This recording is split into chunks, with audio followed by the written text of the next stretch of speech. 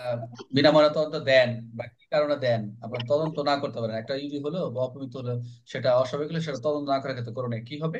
অবশ্যই যখন কোনো ইউনিয়ন পরিষদ চেয়ারম্যান, ভাইস চেয়ারম্যান বা সদস্য আত্মহত্যা কিংবা অবৈধ কাজে পরিণত হলে যে কোনো ভাবে মারা গেছে, মানে মারা গেছে কিন্তু সন্দেহ করা চলে না এমন অস্বাভাবিক মৃত্যুর কারণ, যে একটা কালকে প্রশ্ন হলো যে সন্দেহ যদি অবকাশ আছে সেক্ষেত্রেও সুরতহাল কি বাধ্যতামূলক কিনা, বাধ্যতামূলক না।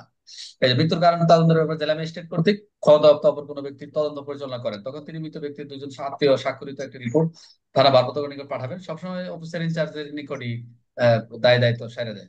পরে অফিসার ইনচার্জ তো এসপি স্যারের অনুমতি ছাড়ার সুযোগ নাই। যদি কোনো আত্মীয় না পাওয়া না যায় তবে মৃত ব্যক্তির দুজন সম্ভ্রান্ত প্রতিবেশী স্বাক্ষর রিপোর্ট পাঠাবেন।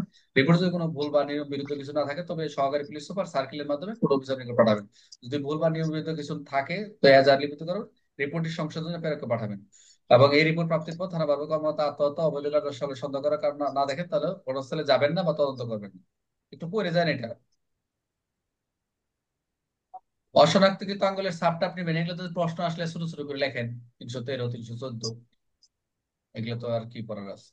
কবর থেকে লাশ, একটা ইম্পর্টেন্ট, কবর থেকে লাশ উত্তোলন, যেটা হচ্ছে, এটা একটা ইম্পর্টেন্ট প্রশ্ন, যেটা আসছিল 176(2) যেভাবে আছে সেভাবে আহ লিখবেন যে কবর থেকে লাশ উত্তোলনের বিধান কি। 176 যেটা দিয়ে বলছি, লাশ যে ইতিমধ্যে যে কবরস্থ করা আছে মেয়েটা যদি মৃত্যুর কারণ, এটা একটা এএসআই দের আবার একটু প্রশ্ন আসছিল, একটু ঘটনা কেন্দ্রিক, যা আবিষ্কারের জন্য পরীক্ষা করে দেখার প্রয়োজন মনে করে তাহলে তিনি লাশটি কবর হতে উঠানো এবং পরীক্ষা করাতে পারবেন, অথবা অভিযোগ পেয়ে মৃত্যুর কারণ যদি কোনো পুলিশ অভিযোগ অনুযায়ী লাশ কবর থেকে উঠানোর জন্য আবেদন করেন তাহলে ক্ষমতার ম্যাজিস্ট্রেট উক্ত লাশ কবর থেকে উত্তোলন পরীক্ষা নিয়ে যেতে পারে।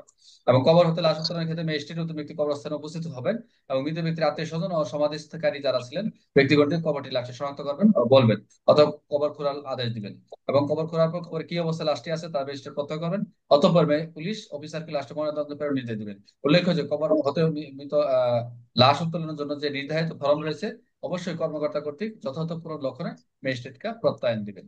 ম্যাজিস্ট্রেট সুরতাল রিপোর্ট কিভাবে করা হয়, যেটা আগে আপনার লক্ষণীয় বিষয়গুলো বলেন, সেখানে কি কি লিপিবদ্ধ করবেন এগুলো তো বলা রয়েছে, এখানে আর কিছু না। কি কি অবস্থান কি যে অবস্থায় আছে সে অবস্থানটা নির্ণয় করবেন, এখানে আর কিছু নাই। আমার মনে হয় এখানে হয়ে গেছে, সুরতাল হয়ে গেছে। এবার একটা সুরতাল থেকে প্রশ্ন করবে ইনশাল্লাহ। এই সবার কি কষ্ট হচ্ছে?